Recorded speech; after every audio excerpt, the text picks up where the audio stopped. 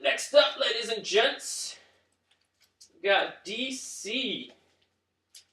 What does DC bring for us this week? First off, we have Wednesday Comics number 8.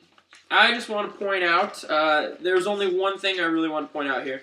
It continues to be very good, but where are we at? But Metamorpho in issue 8, as well as 9, I'm not reviewing 9 just because it was a continuation of this, and I think I can get the point across without adding another title. Neil Gaiman and Mike Allred. I love Mike Allred's stuff, and it fits so well here. Look at what he's got going on. Oops, look at what we've got going on here. You can't really tell here, but if you're looking at this, you see some are bold. Some of the words, little pieces, and as you look at it and you pull back, you realize, oh shit, that is the table of elements. And throughout this thing, the elemental man Metamorpho and this elemental girl and an elemental bad guy are running through the periodic table, trying to change through every single element as they go as quickly as possible. And throughout it, each speech bubble within each individual elemental square uses the abbreviation for that element. Very clever stuff, very smart, very well done. You look at it and you realize real quickly what's going on. You're like, oh, how can they pull this off? And granted, some of the speech bubbles are a little stretched to fit it, but but still, overall, fantastic idea. Probably one of the cleverest things I've seen in a while in a comic. It's a great example of what should have been going on Wednesday Comics. Mike Allred and Neil Gaiman have consistently used this new and different format to do new and different things, which is what should happen. The Superman stuff, the Batman stuff, it's really nothing revolutionary. It's just one page of a comic, basically, spread out. You could get that in an anthology title. You could do that in just about anything. You could do it as a backup spotlight featuring DC Comics. But the Neil Gaiman, Mike Allred, Metamorpho stuff has been fantastic in that it's just not something you could pull off in a comic. You don't have that much space. If you pulled it off in a smaller space, it would be neat, but it doesn't have the grand effect of something that size. Science nerds everywhere like, I'm putting that on my wall! That's so cool! I'm not even a science nerd. I fucking hate science. Unless it's really cool. Like meteors and shit. And astronomy, I love that shit. But the periodic table, not my strong suit. But if I would have had that in high school, that would have helped me out a tremendous amount. So if you're somewhere in high school or college doing something with the periodic table, buy these. Put them up on your wall. It is a pretty neat idea. Definitely buy a secondary one, though. You don't want to just cut up your comics. I do not condone that around here. That gets you locked back up in your padded cell, Asylum inmates. That is a no-no. Bad.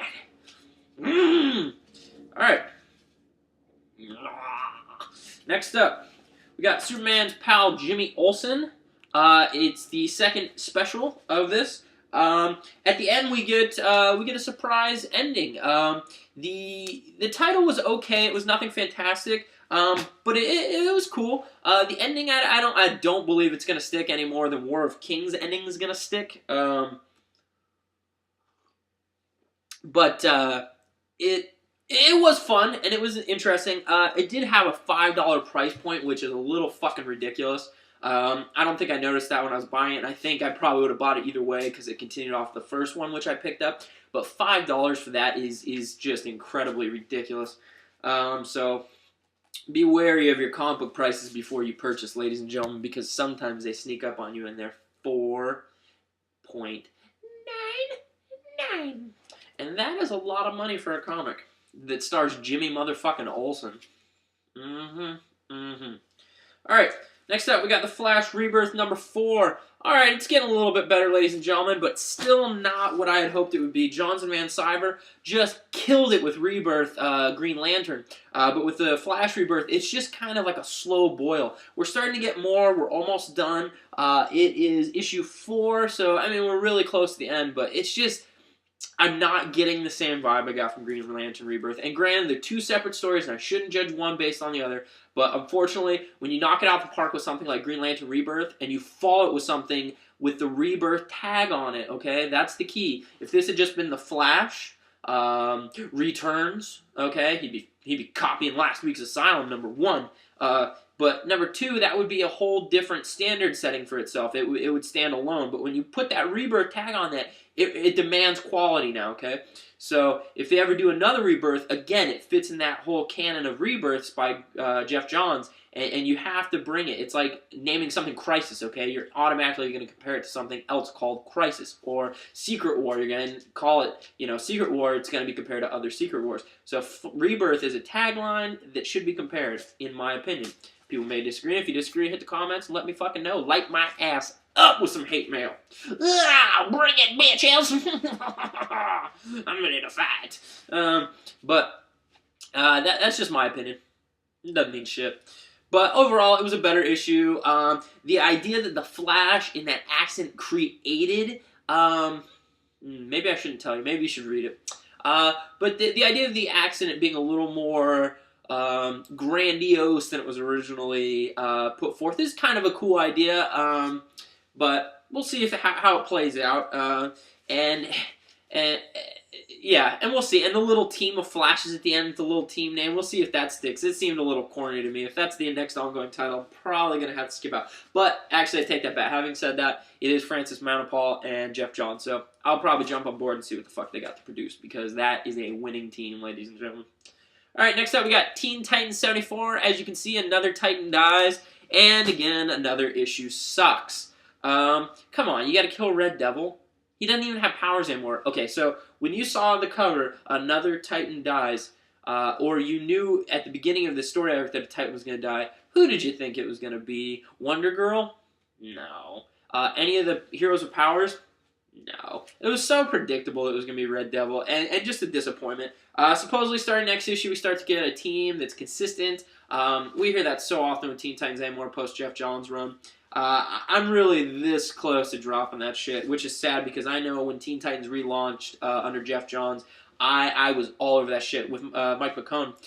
It was fantastic. I mean, it was such a refreshing restart for this title with great characters. I was a Young Justice fan, so you bring them over with some of the old school Teen Titans, and it was just fantastic.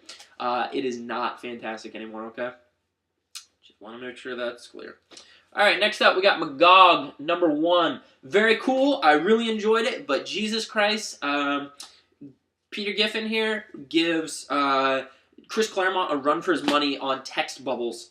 Jesus Christ, it is incredible. So much of that beautiful art is just covered by text boxes and word balloons. I hate when that happens.